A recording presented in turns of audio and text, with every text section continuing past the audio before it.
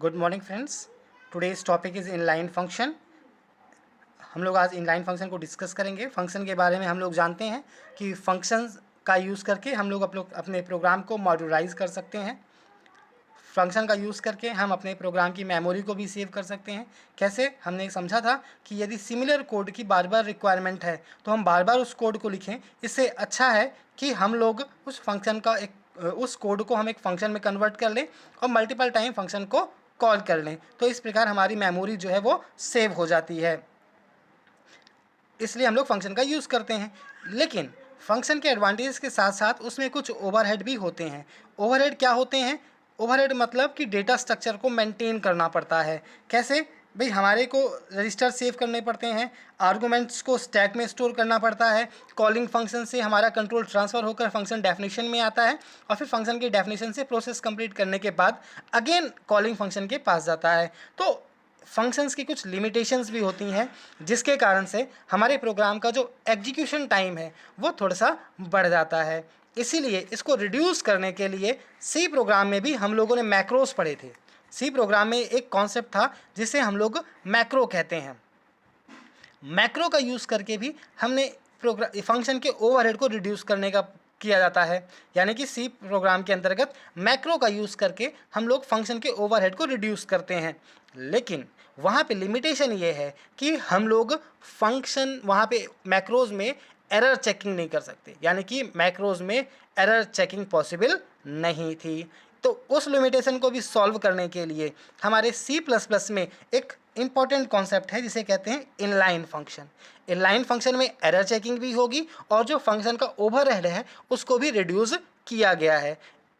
Okay, तो function हम लोग को पहले से पता था। अब हमने इनलाइन फंक्शन का कॉन्सेप्ट भी समझ लिया कि किसी भी फंक्शन को यदि हम इनलाइन बना देंगे तो फंक्शन की जो बेसिक प्रॉपर्टीज़ है सेविंग मेमोरी वो तो रहेगी, साथ में उसके कुछ जो ओवरहेड्स हैं वो भी रिड्यूस हो जाएंगे। यानी कि प्रोग्राम की मेमोरी सेविंग के साथ साथ उसका प्रोग्राम का एग्जीक्यूशन का टाइम भी क्या है वो रिड्यूस हो जाएंगे।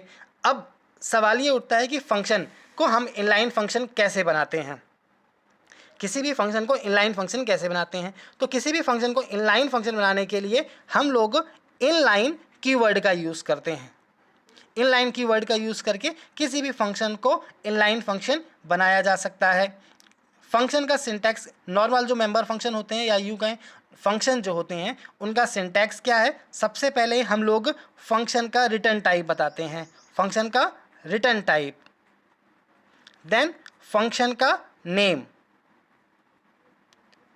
और फिर पैरेंथेसिस के अंदर यहाँ पे हम लोग लिस्ट ऑफ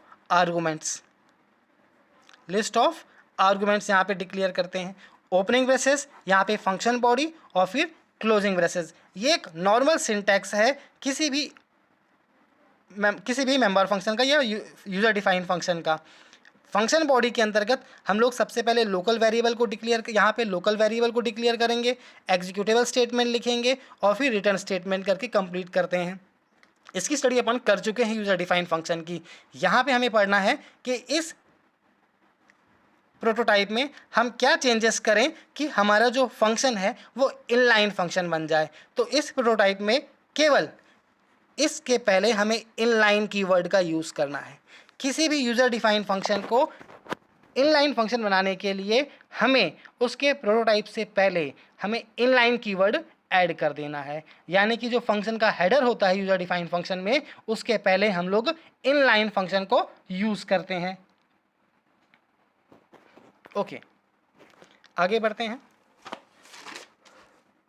ये एक यहाँ पे एग्जाम्पल लिखा हुआ है, इसे आप लोग देख सकते हैं।